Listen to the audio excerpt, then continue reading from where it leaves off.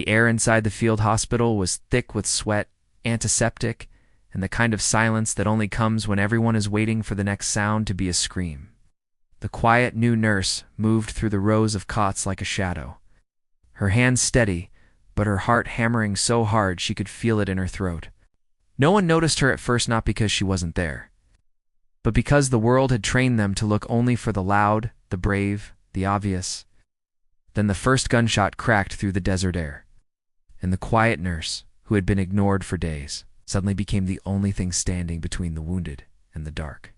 Before I tell you what happened next, tell me in the comments where you were watching from. I love knowing who's listening.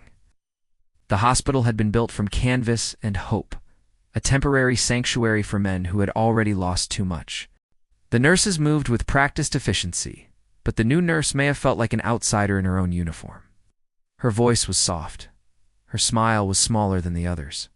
She didn't speak unless she had to, and even then her words came out carefully, as if she feared they might be taken away. She wasn't trying to hide. She was just tired. Tired of being overlooked. Tired of being underestimated. Tired of being treated like a number on a chart. The first day a sergeant had waved her away when she offered to help. The second day, a doctor had dismissed her questions. The third day, she was told to fetch supplies while others handled the patients. Each time she swallowed the sting and kept moving, because the war didn't care about her pride. And then the war came to the hospital.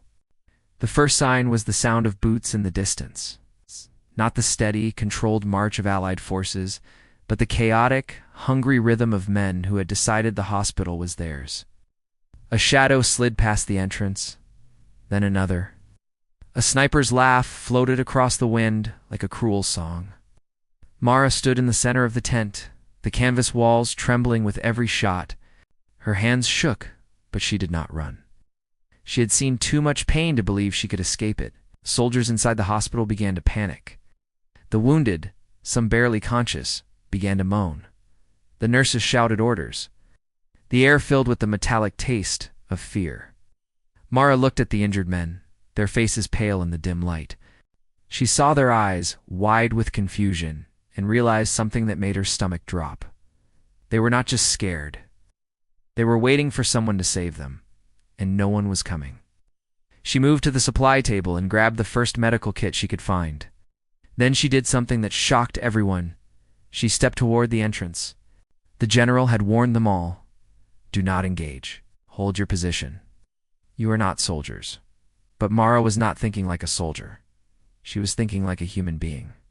The enemy fighters pushed into the hospital, their weapons raised. The nurses screamed.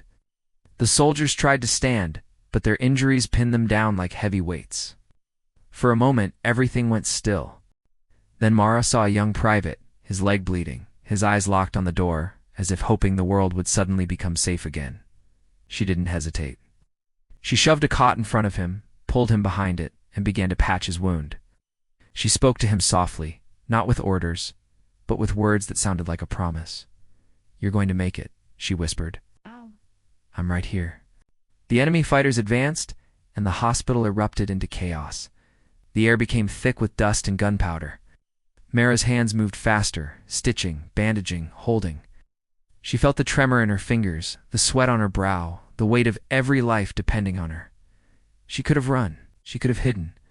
She could have been forgiven for staying silent. Instead, she fought back. She grabbed a rifle from a fallen soldier and fired not with skill, but with desperate determination. Each shot was a statement. Each breath a refusal to let fear win. Enemies stumbled back, surprised by the sudden resistance from someone they had assumed was weak. The nurses rallied around her, inspired by her courage. Soldiers who had been broken by fear found their strength again, not because the fight was easy, but because someone had shown them it was possible. The field hospital became a fortress. When the last enemy fighter fled, the tent fell quiet again. The wounded lay panting, the nurses trembling, and Mara stood in the center of the chaos like a calm storm. The general arrived hours later, his boots crunching in the sand. He looked around at the damage, at the lives saved, at the faces of men who had just watched a quiet nurse become their shield. He approached Mara, his eyes hard and suspicious at first. Then something changed. His expression softened. He saw what everyone else had missed. Not the uniform, not the title, not the quiet voice. He saw the courage, reached out, and placed his hand on her shoulder not as a command, but as a gesture of respect. The entire hospital went silent, because in that moment, they all understood something true. She hadn't been ignored because she was weak. She had been ignored because she was underestimated. And she had proved them all wrong, because courage doesn't need to shout to be heard. It only needs to be real. When the dust settled, Mara looked out at the desert night, the same silence that had once swallowed her now feeling different, almost like a promise, because kindness doesn't vanish, it waits, and it finds its way back. If this story moved you, comment below and tell me what part hit you hardest. And if you want more stories like this, subscribe and join the Whispered Words family. They thought she was just a nurse, but she became the reason they lived.